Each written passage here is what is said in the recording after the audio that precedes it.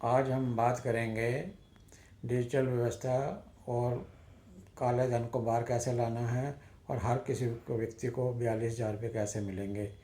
ये जादू कैसे होगा। सिर्फ 6 महीने के अंदर रिजल्ट आने शुरू हो जाएंगे।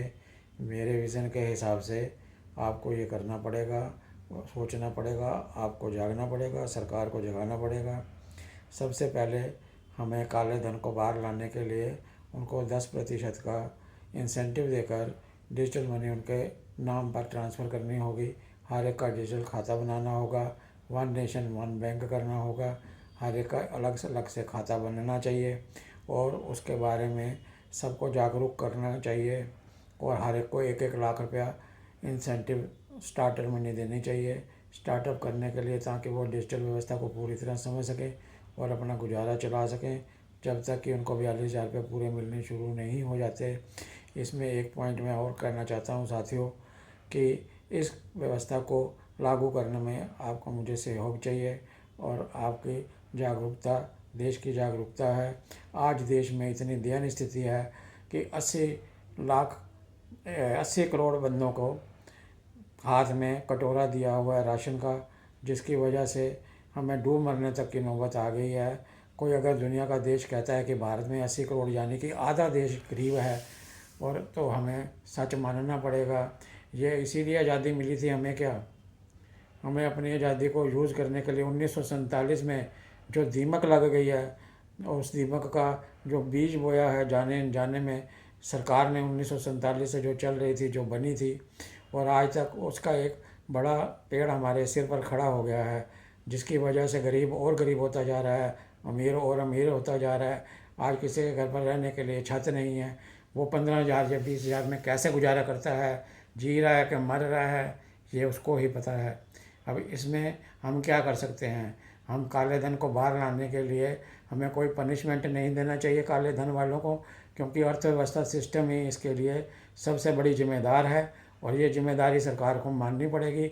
इसके लिए हम उनको अपराधी नहीं ठहरा सकते जिन्होंने काला धन इकट्ठा किया है, उनको बढ़ावा दिया है इन्होंने इनडायरेक्ट और डायरेक्ट। इस वजह से उन्होंने काला धन इकट्ठा किया है, डर के मारे रिश्वतखोरी भ्रष्टाचार को बढ़ावा दिया है। 1947 से लेकर आज तक की सरकारों ने ये वाट वृक्ष को हमें जड़ से उखाड़ के फेंकना पड़ेगा और हमें नई व्यवस्था लागू करनी पड़ेगी।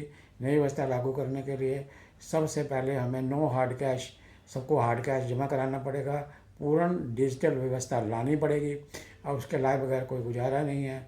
उनको 10% इंसेंटिव देना चाहिए ताकि वो सम्मानित होकर अपना धन जमा करा सकें। 6 महीने का उनको टाइम देना चाहिए।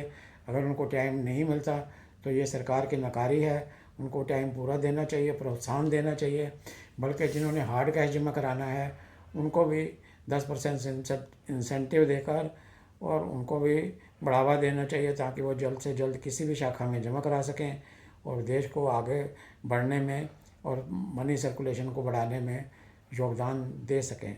और इसके अलावा मैं ये कहना चाहता हूँ कि सोने को पूरा खरीद लेना चाहिए बैंकों द्वारा और डिजिटल मनी द्वारा, पूरे दुकानदारों से भी और घरानियों से भी, घर से भी। इसमें कॉरपोरेशन और cream layer out of the box रहेगा, इसको नहीं गिना जाएगा।